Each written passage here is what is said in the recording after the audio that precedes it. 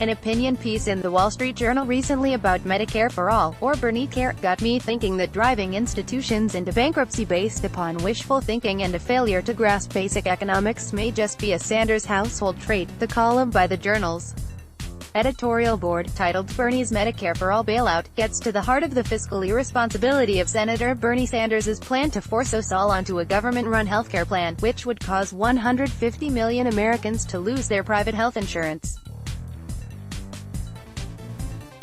The opening paragraph of the piece sets it up well. Usually politicians pass a bailout to clean up a mess they've created in the past, but Bernie Sanders is now promising cash up front.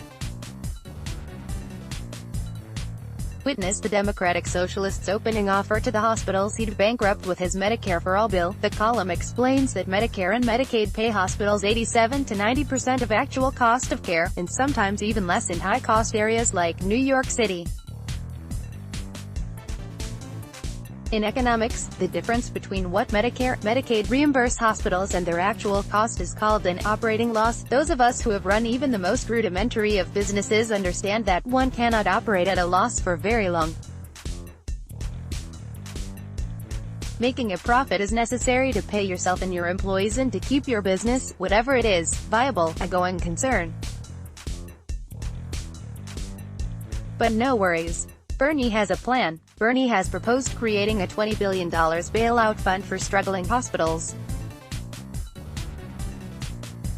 What the struggling hospitals are supposed to do after they have exhausted the $20 billion is anybody's guess. And if Bernie has his way and foists Medicare for all on all the nation's hospitals, the $20 billion would be gone lickety-split. Where Bernie came up with his $20 billion figure for that bailout fund is also anybody's guess. I suspect he pulled it out of his nether regions, as Democrats are wont to do with numbers, like the magical $15 per hour that they have conjured up as the ideal national minimum wage. Why not $50 per hour? Heck, why not $500 per hour? Go big or go home, I always say. In the land of unicorns and pixie dust that Democrats inhabit, the rich will pay for it all anyway. As the Journal points out, in the June Democratic primary debate, Rep. John Delaney told Bernie a very simple truth. If you were to survey hospital administrators and ask them, how would it have been for you last year if every one of your bills were paid at the Medicare rate, every administrator would tell you they would close. And Mr. Delaney knows whereof he speaks.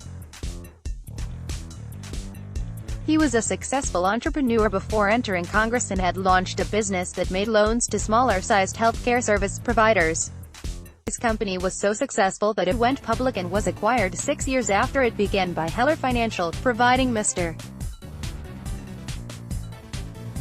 Delaney a net worth north of $200 million. That is in stark contrast to Senator Sanders, who's never run so much as a hot dog stand.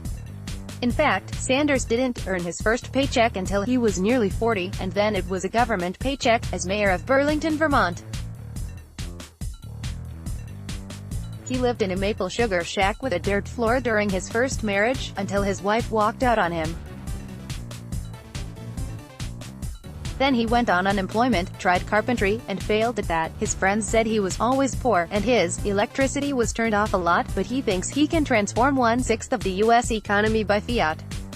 What the opinion piece called to mind, though, was work I had done several years ago looking into Bernie's wife Jane Sanders, and her abysmal management of Burlington College when she served as its president from 2004 through 2011.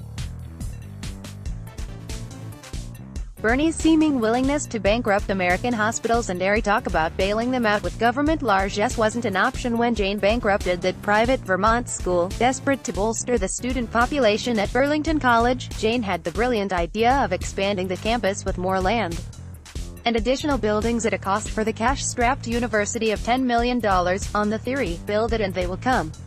But the best-laid plans of mice and college presidents being what they are, Burlington College's fortunes did not improve with the acquisition. In fact, Jane was removed from her position in 2011 due to this debacle.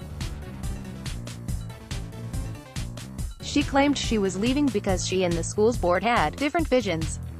It probably also had something to do with her saddling the college with a crushing weight of debt, in the words of the school's dean of operations, forcing it to declare bankruptcy in 2016. In a story I did several years ago for Judicial Watch, I noted that Jane tried to kick disabled people out of a building she had acquired in her ill-starred acquisition of the properties for Burlington College. She wrote to the disabled residents' lawyer, "It is simply not fair to expect the college to continue to carry the burden of the expenses associated with housing both your population and ours until February 2012. Nothing says compassion like a liberal college president yelling at disabled folks to get off her lawn or out of their group home." Jane would subsequently be investigated for bank fraud, when it was learned that she acquired the loans for the Burlington College real estate purchase based upon alleged misrepresentations she made in the loan applications as to the true amount of pledge donations made to the school by its benefactors. That's another element of Democratic schemes, the necessity to misrepresent.